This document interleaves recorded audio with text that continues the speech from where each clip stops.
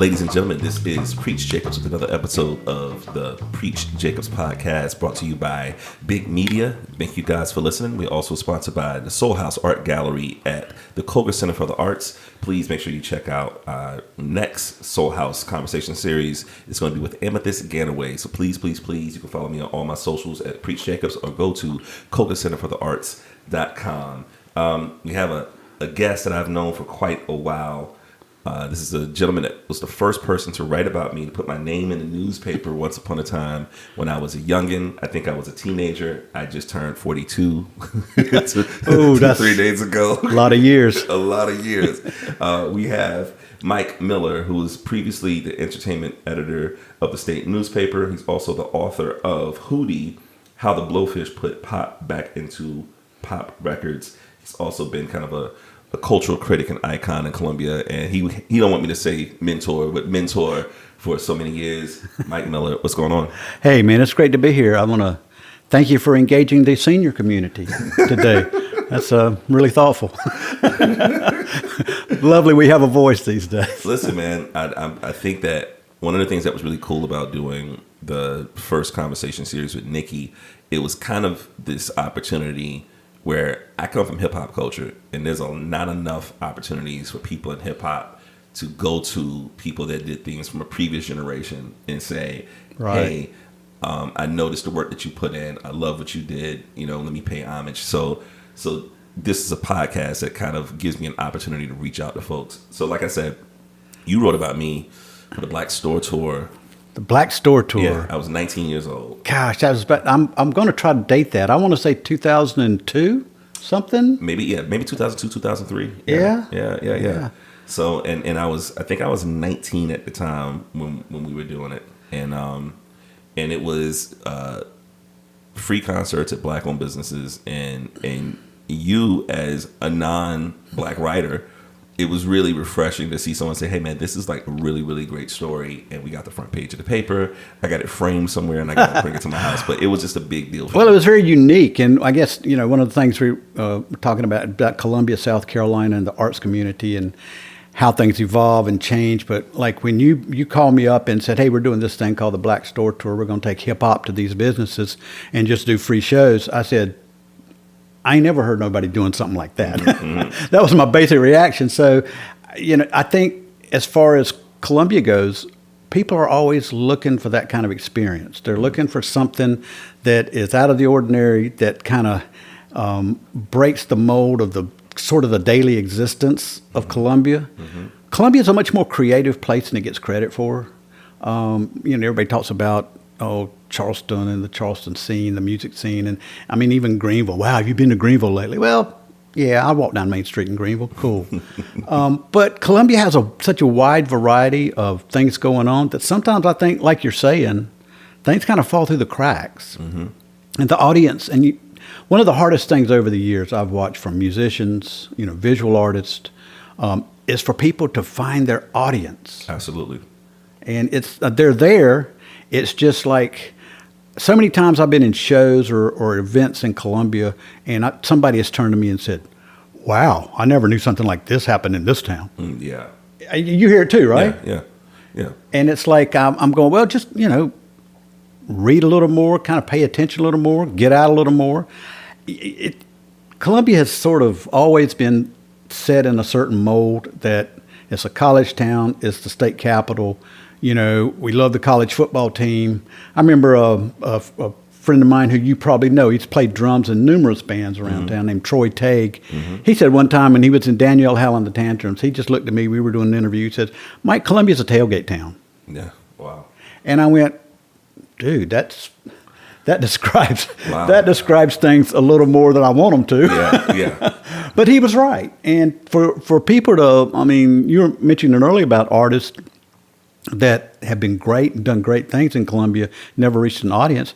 I always thought that particular band, Danielle Howell and the Tantrums, at that particular point in time, had unlimited possibilities to go places. And it's just a matter of, I don't know, you've been very successful at what you do, but you have a very strong to work ethic, but also a kind of a will to let's do this and see what happens. Yeah. Well, that's also, I tell people, like, when I want to do events, two things I say in mind. I say I want to do some programming that I would like to see, and that motivates me to kind of do like cool shit. But then also, I need the freedom to fail, and I think that a lot of artists don't have that opportunity. And what I mean by freedom to fail is to experiment, to try to do a show, and if nobody shows up, all right, let me figure something else out. And I think that, the idea, the analogy I use with having an art gallery is I wanted to be experimental with programming, because if I only did stuff that was safe, I would do nothing but paint and sips, Exactly. Yeah. Exactly. And so that becomes the difficult thing for artists. I would say, you being an entertainment writer for the state newspaper, what years were you there? Oh, I started a state newspaper in 1986. I'd already been what they call a stringer. I'd covered some local small governments as when I was getting my master's degree, my graduate degree. Became a full-time reporter in 86. It wasn't long before they saw me with blue jeans and long hair sitting in the back of the newsroom. That said, let's put that guy on the nightclub beat. And so there I was, doing something that I never dreamed of doing, but I kind of thought, this is a great job. I get paid to go out and hear bands play and write about them. And I remember my first column in the late '80s was called Night Moves, and I basically compiled a whole list of what the different clubs were doing at the time. And boy, and I think what happened was I was at the Columbia Record, the afternoon paper. It folded in '88. And we became one big staff. But I don't think anyone in Columbia had ever, I won't say, they may have and I just don't know about it, but had ever covered music, entertainment to that degree. And so people were calling me out of the blue from every, I want to say, podunk deli or cafe or bar, whatever. Hey, we've got so-and-so, and the so-and-so's playing Friday and Saturday night. And I'd put it in the paper. I remember cowboy bands from the Skyline would come up to the newsroom in their boots and say, hey, we're playing this weekend, get us in the paper. And it was great. And so it started rolling from there, 88, 89, through the 90s. It really kind of caught on and got bigger. Of course, when Hootie and the Blowfish happened in the summer of 95, spring and summer of 1995, being a Columbia band, we were positioned to cover it very closely. And so being the music writer, I was kind of in the thick of it. And it was just absolutely gratifying to see the newspaper, for one, recognize that, hey, this is important. There's an audience out there of young people, music fans, artists. We need to cover it. We need to be more aware of it. And it was a great time. And I kind of rode that wave up until about 2000, 2001. I retired in 2003 or resigned in 2003. Oh, wow. It's been that long since you haven't been? Yeah. Wow. I've been a layabout and a ne'er-do-well for going on 20 years now. Look at that. Well, it's interesting when I hear you talk about the Hootie days, It's really weird, right? Because Columbia isn't usually an entertainment hub, and when you see a band like Hootie kind of blow up, I always have this conversation about hip hop artists from Atlanta, and one of the things, my theories, is that you see a lot of successful hip hop artists in Atlanta because there were hip hop artists in Atlanta that was showing people how to do things. Like there was like this blueprint. Here's how you do this. Here's how you do shows. Here's how you whatever. Columbia, as far as hip hop was concerned, never had that. So there was never, I still feel like there's a trial and error with a lot of hip hop artists because there wasn't a lot of venues that were embracing you the way like rock bands were. So when you see a group like Hootie like get the national attention and national acclaim, I always wondered why there weren't a string of rock bands after that was like, let me do what they did to try to get out of here. Tell us about your first experience with Hootie when you knew that it was going to be something that was going to be a national thing, and what do you think happened to the music scene here after that? Well, I remember getting a cassette. I forget, it was just, I think it was just called Hootie and the Blowfish, and it was the cassette that had "Hold My Hand" on it and a few other songs. So this is Crack Rear View. This isn't. No, this is like 88, 89. Okay. It was produced by Dick Hodgen up in Raleigh, and they, I wrote a column about 3 or 4 locally produced cassettes, and a lot of them were, and every now and then there was an R&B group that would send me cassettes. It was jazz was a big mix of stuff. That was another thing. I don't think people who recorded their own music and wrote their own songs and created their own music had ever had that kind of outlet where, hey, let's send it to the paper and see if we can get some ink. Maybe somebody will listen to my stuff. Yeah. And so I wrote a column, and I said, this band has a lot of talent. Their songs are kind of catchy. They've really got a possibility to go far, to become a national act. And it was just, I was honest, but I was just, they have reminded me of that column for years about it. How did you, I said, well, I didn't know. Nobody knew. But what happened, a few years later was they worked hard. And I think that's one of the things that we just touched on, what you do. It's almost like being great at a sport. You have to pick it. This is what I'm going to do. I'm going to do it well. And you got to work. Yeah. And gosh, for about 5-6 years, they rode around the Southeast in a gray Ford Econoline van. Really? Smelling each other's feet and sleeping in it. And that's dedication. That's what you have to do. And they did Coochie Pop, which attracted a lot of attention. The thing that really probably, they'll admit, it was a fluke, but it was a great stroke of luck, was the David Letterman thing. And that pretty much just was like a bottle rocket shooting off, and they just went from there. But your question about why wasn't there other bands or other groups that just followed in their footsteps and made this a real scene of like a pop rock town. Columbia musicians at the time, it was very fascinating to watch. They were excited about Hootie, and they were excited about the attention Columbia was getting. But none of them wanted to sound like Hootie. Oh, okay. They kind of took this sort of pride in doing their own thing. So it's sort of like where Seattle had the grunge scene, and you had like Pearl Jam and Nirvana. Like everybody was like, "Oh, this is gonna be our grunge thing," and they kind of leaned into it. And Columbia didn't necessarily have that. And even in Seattle at that time, there was a band called the Posies, which was very pop. And boy, people hated them out there. They thought they weren't grunge, and so that thing. So it's always, I admire that. I understand it. A musician, whether they're hip hop or jazz, they want to define their own thing. They want to be known for what their style, what they bring to the table.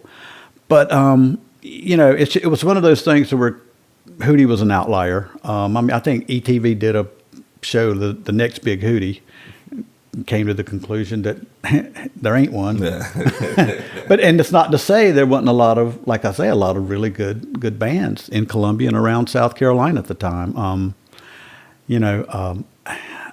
I think I've thought about Columbia, a lot, having covered it. I was born here, and I've always wondered why, it's a major university. 40,000 students now. I read that the other day. That's crazy. And I drive through all of them when I'm going downtown. I see every single one of them. And the seat of government, and I think of Austin, Texas, which is the same thing. And I'm thinking, wow, what's the difference? What happened? And I think it's just sort of, Columbia, it's just sort of embedded in the culture that students come here and they go to school, they party, they for the most part, they go to ball games. They aren't really invested in a cultural side. I'm trying not to be stereotypical, because there are a lot of them are. I was at WSC, and those kids are into it. I still listen to it today, and I hear stuff all the time. I go, wow, that's pretty cool. So there is people who do it, but think of Athens, Georgia. Think of Chapel Hill. We're situated right between them. And I was thinking the other day, boy, they have such sort of vibrant scenes where artists have come out and done big things. But then I got to thinking, I said, well, Columbia's a big city. Those are villages. So if you're a great hip hop artist in Columbia, your voice it's small compared to the volume of voices and people inside there. But if you're a great hip hop artist in Chapel Hill, North Carolina, you're a big fish in a small pond. Yeah. And sometimes I think that has to do with it. I don't, but I don't make excuses for Columbia, because I found out that a lot of the things that we always sell Columbia short on, as far as arts and entertainment, is what makes it kind of cool. Mm-hmm. The fan base that's there is fanatical. Yeah. Is zealous about what they want to hear. So it rides up and down. Right now, I think you can probably tell me more about it, obviously, because I'm not in the loop anymore. But the music industry has changed so much. Yeah. I mean, in some ways, people think that might be easier because someone's saying they're promoted for a show, and all the promotion is just digital stuff, right? They say, "Oh, I promote it," and it's just Instagram. Where I can't remember the last time I handed out like a physical flyer to an event, right? Like I went to this event and it was predominantly like church people going to it, and they had like a program for the concert that had like ads for, people that did hair and funeral homes. And I was just like, this still works, in certain pockets and certain things like that, like church culture and music and church culture operates totally different, right? Where you listen to, for an example, local musicians complain that they don't get paid to perform. Church musicians never had that problem, right? Yeah. They're like, I don't know that life. I get paid $200 every Sunday to drum for this church, right? And so when they walk into a music scene, they just treat it differently than somebody that's doing just regular music. I think the biggest thing, and I want to see what you think about this, I think the biggest thing that I see, and it's a small thing, but I think it's huge, the fact that you was the first writer to write about me, and people would send stuff in and you're saying, "Oh, this seems cool, I'll cover this." I don't see that level of, if I'm being critical of cultural writing in Columbia, I don't see that level of the writers or the publications making a point to say, let me find somebody that you guys haven't heard of. I think a lot of times with press outlets, they locally, they lean on to people that they already have a relationship with or they know. And I got criticism when, I won Best Hip Hop Artist in Columbia for the Free Times, and it's always fun, but it's like, people will be like, well, shit, is there anybody else that raps here? And I'm like, I feel you, right? Yeah. But a lot of times, am I covered more because I have a relationship with the paper or the people see me? What do you think the responsibility is of the cultural writer in Columbia or in general? Like, what do you think their responsibility is to find those people that the community might not know about? Because I feel the same way about art, is that I want to find the person that no one knows about and try to amplify them. It's tough, mainly because the medium has changed so much. Mm-hmm. I mean, how many hip hop artists or musicians do you know that like religiously read Free Times of the State paper or read the stuff? Yeah. And it's like, so if you've done something great and you're sitting there going, wow, this was cool, what do I do with it? Mm-hmm. Is it worth my while to call someone at Free Times and they write three column inches a copy in it? Yeah. Or is it better for me to create my own Instagram or Facebook page or put it on TikTok and try to, Preach, you have straddled the lines of all these different marketing things. Mm-hmm. I'm still from the old, like you're saying, I'd rather go out and tack flyers to the street pole. Absolutely. Riding over here, I saw a little thing in the ground for Punk Flea Market. I said, wow, that'd be cool to go to. It's like, I 3 years ago, I published a novel, which was a really nice thing to do. I was excited about it because, first off, writing a novel is a chore. Mm-hmm. And the publisher, it was kind of a co-publishing deal. They said, well, look, Mike, a lot of the marketing is going to be on you. Mm. And I went, well, at the time, I went like, I'm 69 years old, man. What do you mean on me? You're talking about TikTok, a website, all this stuff, and it was tough and it was frustrating as a writer because I thought I'd done a fun job. I thought, and Amazon reviews and people who read the book said, hey, it's pretty fun. I enjoyed it. That was cool. And I'm saying, how can I get more people to say, hey, I enjoyed that. That was pretty cool. And preach. That's the ultimate question. Yeah. Whether you're making hip hop music, whether you're writing novels, whether you're, making podcasts that want to inform people, how do you find your audience? Yeah. How do you make it work? Some people have a knack for it. Yeah. I think mostly, younger folks who automatically are drawn to social media. I'm wondering how long the social media bubble is going to last. Yeah. Well, I think social media, it's not going to be whether or not social media is going to last. I think it's just going to it's going to change over on itself so much, right? Whereas it's like we say Facebook and TikTok are both forms of social media, but no one goes on Facebook anymore. 15 years, if you're 15 years or younger or whatever, kids don't go to Facebook anymore, right?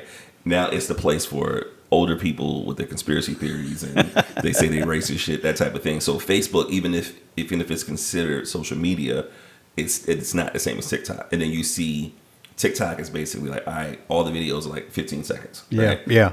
And then you see places like YouTube getting beat up because YouTube has longer videos, and so YouTubes have to do YouTube Shorts or whatever, right? So I always laugh at a YouTube video where there's like where you can skip an ad, and the ad is like 5 seconds. You can skip it in 5 seconds. I'm like, who are these people that are buying advertisement space and allowing people to get rid of it in 5 seconds? And so like, you got to make an ad that's cool for 5 seconds, right? So it's like, I don't know what the answer is for that. I do think, I don't know how to reverse engineer it. I do think that part of me is do the work and figure it out. Because if I pay attention to how many people listening to this podcast, or more specifically not listening to the podcast, it could become discouraging. I think you nailed it. I think for any artist, I'm just going to do it. Yeah.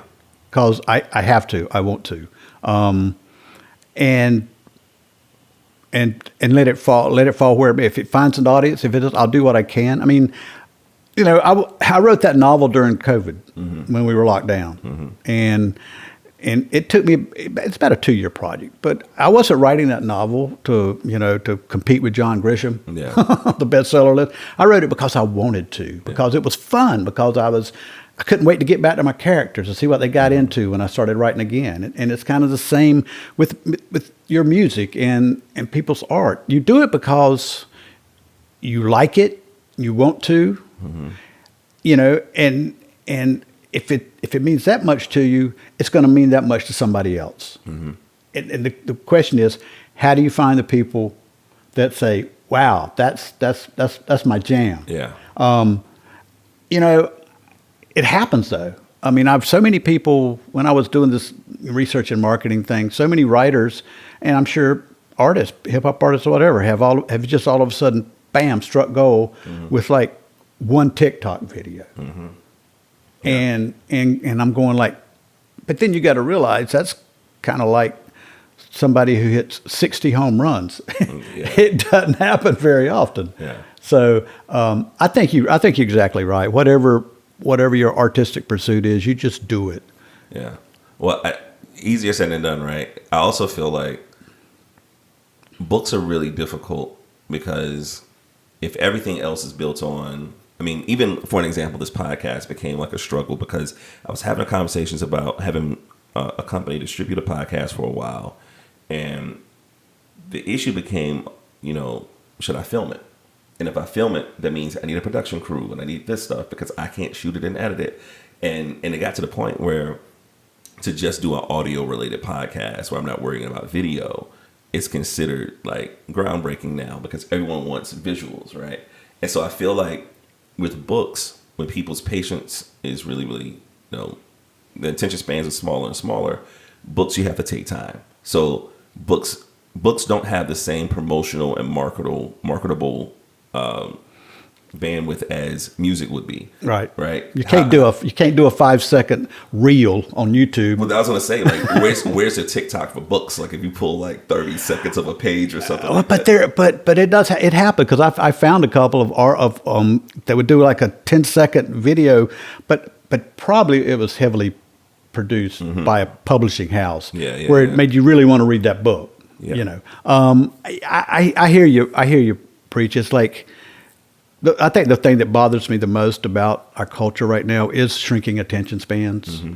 And there was a big story just recently about how fewer and fewer people are reading books, especially novels. It's just, number one, it's time consuming. Hey, I'm the same way. When I'm scrolling and I'm reading newspapers online, how many times do I read the headline in one paragraph? Yeah. Yeah. And so I'm saying I'm right there. It's a cultural effect that's hitting everybody. Yeah. Sometimes I have to actually force myself. In other words, if it's a story that means something to me that I want to read it, I'll have to increase the font and sit there and read it, because it's like, if not, I'll click on another link or, you know what really gets me? I'm kind of going to a different thing.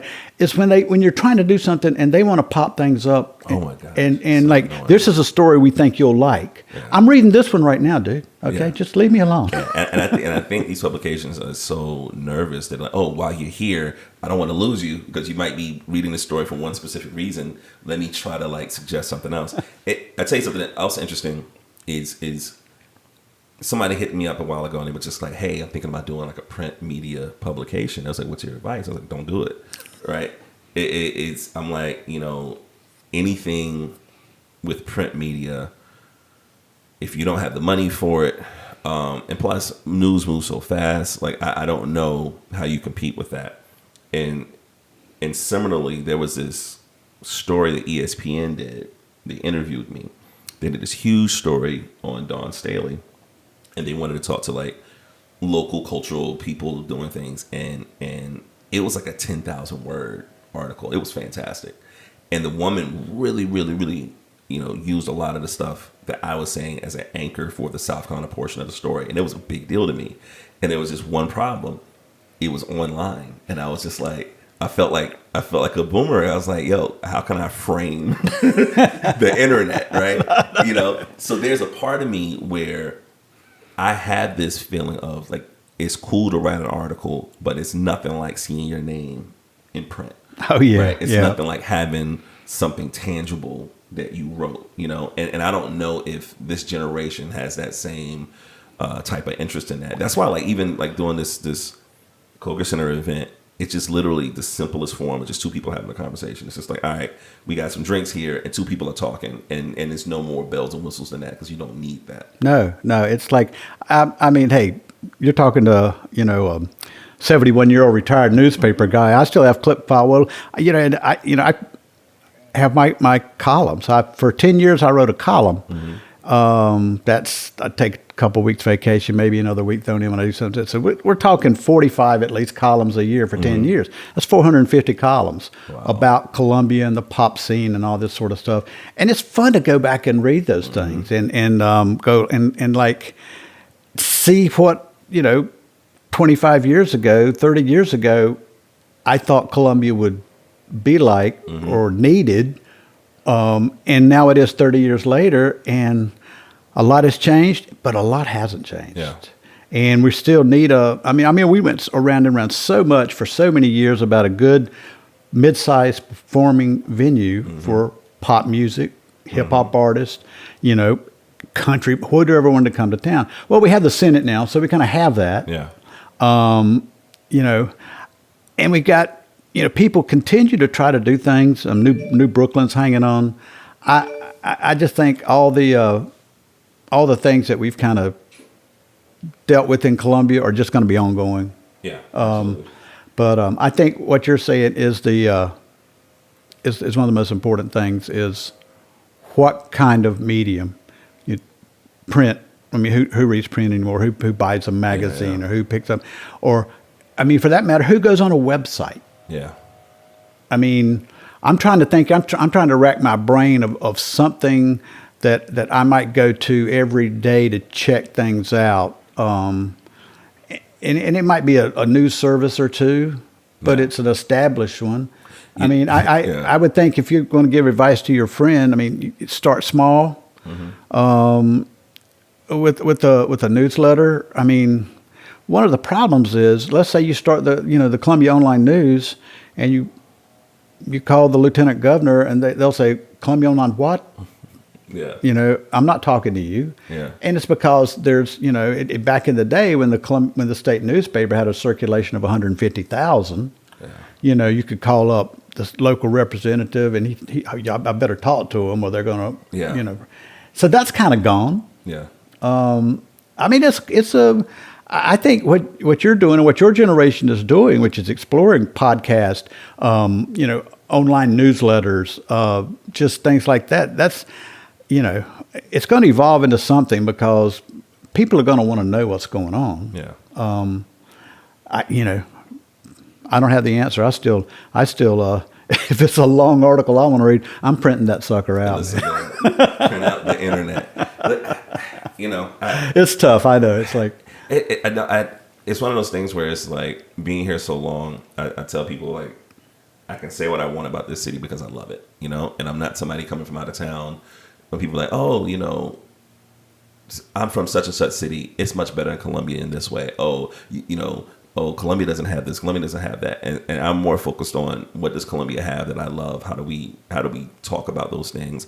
And I just don't see enough people making an effort to cover things that people don't know about. What you're seeing a lot is people covering things that people already know is out there. Like, you know, there's a DJ that plays the hits, and then there's a DJ that's just like, where I think cultural critics should be, is a DJ that plays stuff to say, hey, let me put you on to something brand new that you didn't know before. Let me let you experience something in Columbia that you wasn't aware of. And I don't see enough of that happening here. Well, I think you're onto something. And I've been talking about Columbia in a lot of different ways, but hey, I'm from here. Mm-hmm. I'm a hometown boy, mm-hmm. and I live here. I like it here. Mm-hmm. I mean, I'd have moved somewhere else if I didn't. Yeah. So I'm still here. So I think Columbia has a lot of things that people enjoy. It's comfortable and all that. But I think you've actually hit on something. Maybe there's something that it might have to start small that can just be something like Underground Columbia. Mm-hmm. And I don't know what kind of medium, maybe it'll be a cross format thing.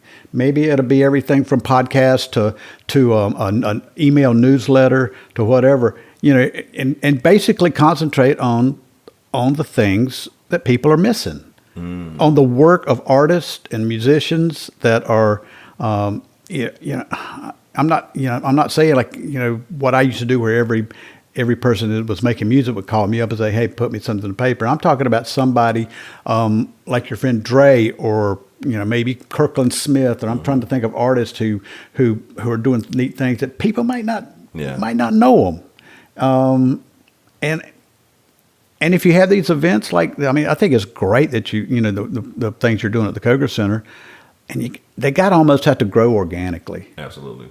You know, it's like, I was helping out for 20 years, writing about it in the paper, and those guys who used to do the Columbia Blues Festival in King Park. Mm-hmm. In my opinion, it was one of the coolest days in Columbia. Mm-hmm. There was rich folks, mm-hmm. poor folks, there was white folks, black folks, mm-hmm. brown folks, gay folks, straight folks. Mm-hmm. Everybody out there sitting in that park, listening to R.L. Burnside, classic old blues music, Sun Seals. Yeah.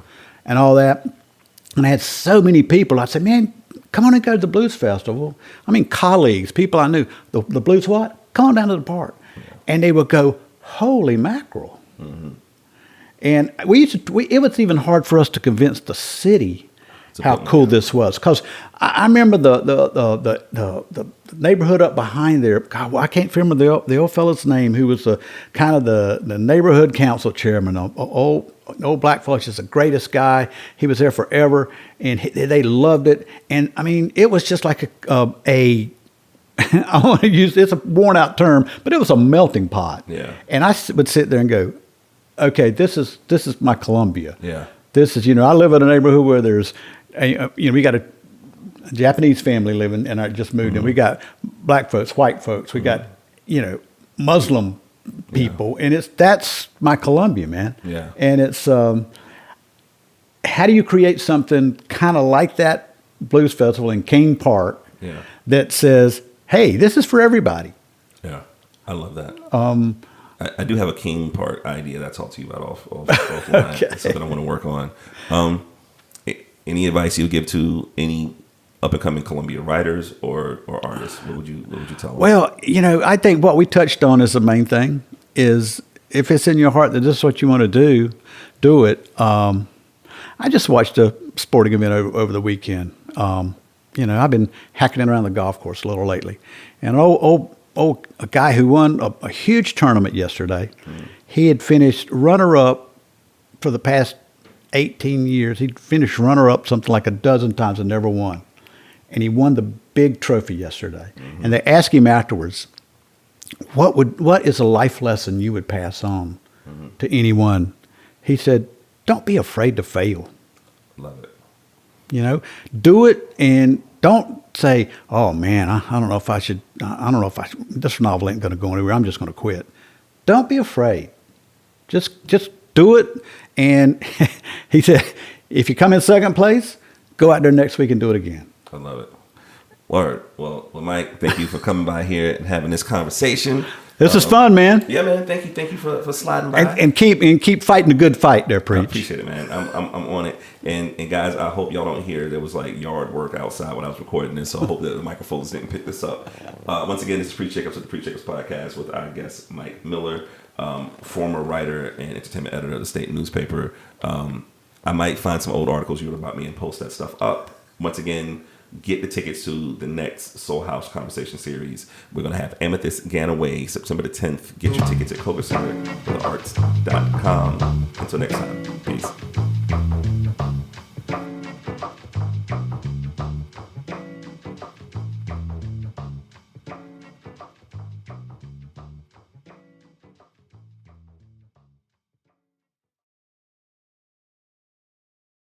The preceding podcast is solely owned by its host or hosts and is distributed by BIG Media LLC. Copyright 2025, all rights reserved.